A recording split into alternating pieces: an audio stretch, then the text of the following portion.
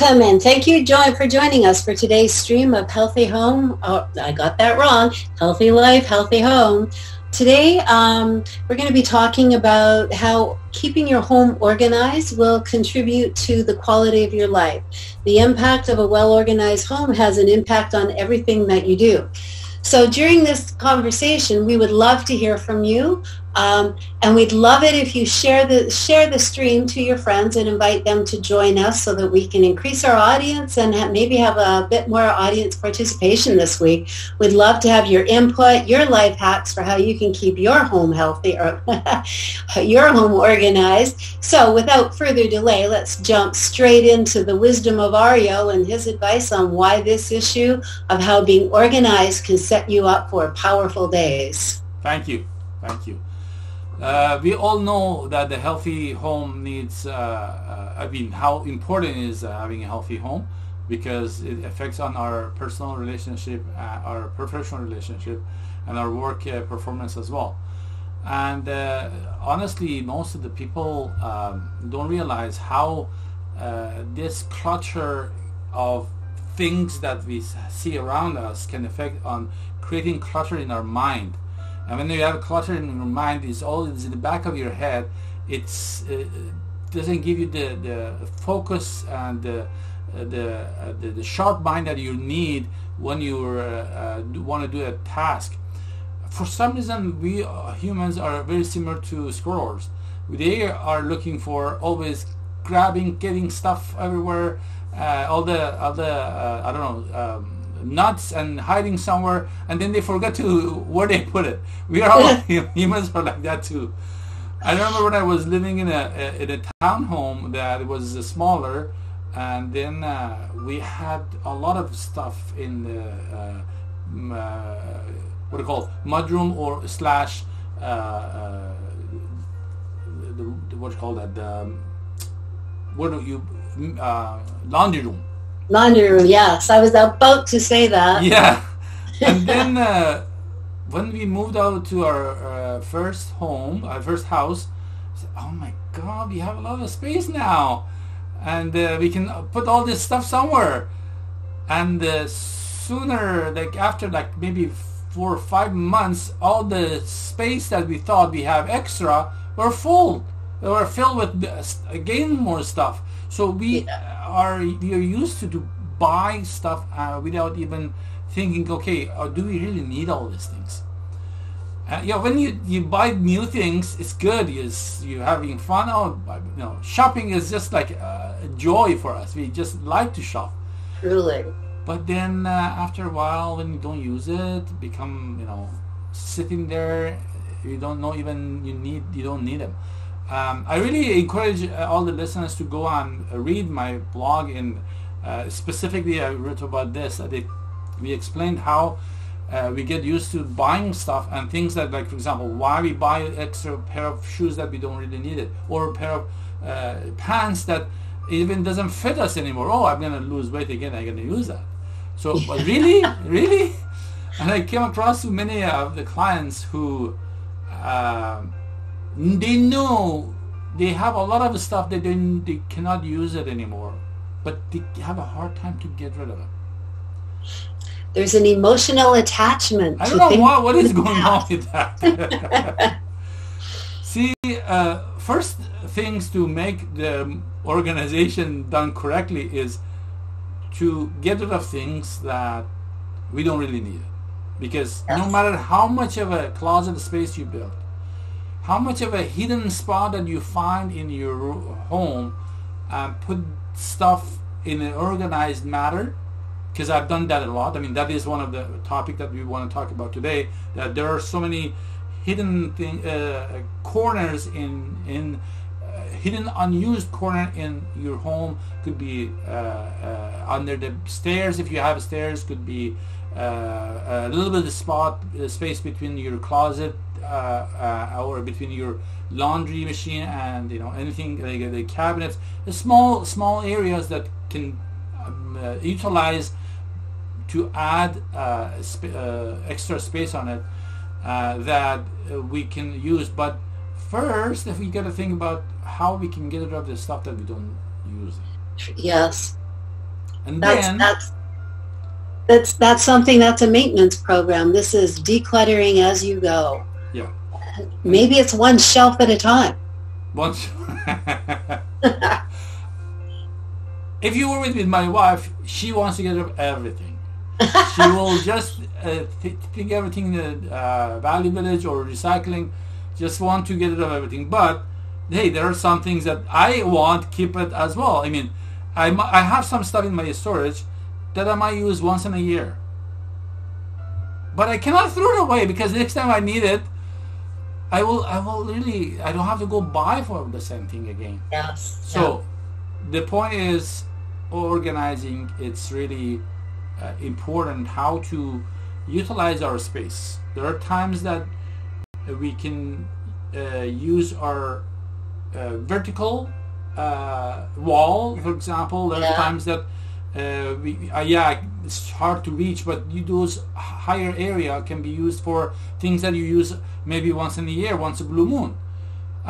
Even in your closet, we put most of the things within our reach, hand and eye to see. Things that is underneath or on the top are really hard to reach. Those can be good spot for things that you don't use all the time, like your ski boots or similar to things like sport gears that you don't use it in the wintertime and the summertime.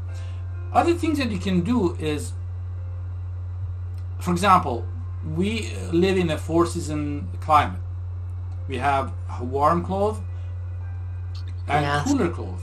So what I personally do, the time that we're going to the warmer weather, so I use my cooler clothes and gears more often. So I take away those sweaters and warmer clothes to places that it's going to be less usable. And then, I mean, I don't mind to use under the bed because still is a space that has been wasted. My wife doesn't like it. She doesn't like anything under the bed, but I don't mind. Well, that's where the monsters live. So this comes in the personal opinion or preferences, how you prefer to keep your stuff and how you want to make the use of your space. It could be any, as I said, some people become more even creative to use the riser of the stairs and put drawers on them. And they pull out and put their socks, their personal clothing. And besides that, there's not only clothing. For example, one of the most important things we have that is going to be taking a lot of space is our kitchen. And everybody needs a pantry. Yeah. Everybody needs a pantry. So for a pantry, the normal size of cabinets are 24 inches deep, the basements. And the top one is 12 inches. So there are times that we can find some spots, some areas that we don't have to go to the whole depth of 24 inches. We can custom make, or we can buy pieces that are available, like in IKEA or some other stores that are shallow, but is wall cabinet, is floor to ceiling. So we can use those ones to put our kitchen small appliances or cans or all dry stocks that we have, we put it there. So these are little details here and there. In general, if you hire a right designer, or there are some even closet designer, just specifically for closet. However, closet designers mostly deal with the closet.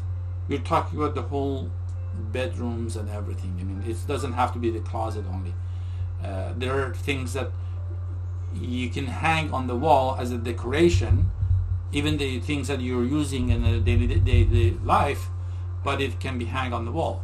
Or, for example, there were fashionable to have your pots and pans hanging from the ceiling on the kitchen.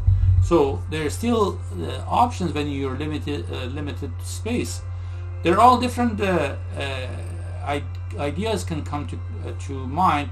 I really invite our viewers or listeners to share those ideas. Whoever came up with some solutions, I would love to listen from them, hear from them, and share the whole community to see what are things that can be done to make our life much more manageable. Because to be honest with you, if we don't have a proper organized living space, it will really affect our personal life and our mental health as well. It truly does. And this is a great conversation to have, and we really would love to hear from some of our listeners on the things that they can do. We can keep this conversation going, and people can share their life hacks, little discoveries they've made on how to save space in their homes. And there's so many people are so clever, and they come up with these great ideas. Yes. We promise we won't steal them. Just share them with us. You had some topic that you were talking about earlier before we started the show. I'd like to hear that again. Was that about how if my scissors aren't where they go, they're lost? Yes, I approach this with a great deal of intent because I have lived this. My sister is actually a hoarder, and I can't function in an environment like that. I actually get anxiety when I'm in a really disorganized space. So I have learned to approach this with a lot of intent. When I walk through my door, my purse always goes in the same place. My keys go in the same place. I can buy my keys any day, any time. My office is the same because I work from home, as most of us do these days. When I finish my work day, my desk has to be clean, otherwise I'm not done with work. And I move into my living room and I can still see there's stuff on my desk that's going to draw me back into work. So yes, I do. I move through it every day with intent, and everything has a place. And I'm not anal or anything, but I am very routine oriented. That's very good. But not everybody is like you. I mean, I personally am not 100% like you either. I like to be organized, but if I'm not doing on a minute by minute or day by day, I do at least every 2 or 3 days. I recommend everybody who is listening at least to have a habit to have it 2 or 3 days going through all the stuff, especially even for your closet. It's not a bad idea to go up there every 6 months, especially you're changing the clothing to different seasons.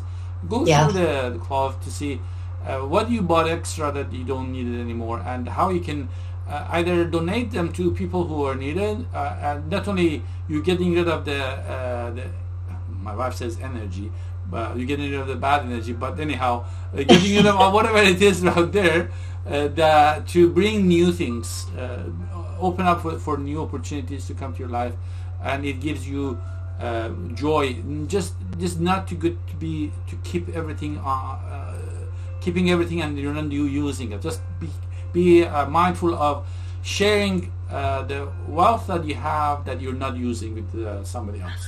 That's something I actually did this spring when I was I always put my winter clothes away for the summer and bring my summer clothes out, and I go through everything. And this year I decided that I was going to clean it out and get rid of a bunch of stuff. And so I was shopping, because a lot of it was almost brand new. So I started shopping around for a good place to donate these things. And I discovered this wonderful place called Westminster House in New Westminster. And the ladies it's all women. The women who are in there trying to recover from drug addiction. And when they get there, they have nothing. So I went nuts, and I don't regret any of the things I got rid of, because these women are going to feel a little bit of love and a little bit more hopeful. So I know that's a bit off topic, but it's a great place to take the things you don't need. That's not actually off topic at all. It helps you to reorganize your closet, to make sure that the extra things goes out and goes to the good hand. Yes. Exactly. And people who are truly going to appreciate and need and have nothing when so many of us have so very much. Exactly. Okay, it was a very nice topic and nice conversation. Do you have anything else to say? No, I think we've covered it off, and I'm going to look forward to sharing this show again a few times. And like last week, hopefully we'll pick up a few new listeners and get a few comments. So we thank everybody for joining us today. And next week we'll be back. What are we talking about next week, Ario? I can't remember now. You got me off guard. We post the topic later on. Okay, we'll post that next week. Yeah. Yes, yeah. And we'll take a deep dive into some new subject on how a healthy home sets you up for a healthy life. Awesome. Have a great day. Bye-bye. You too.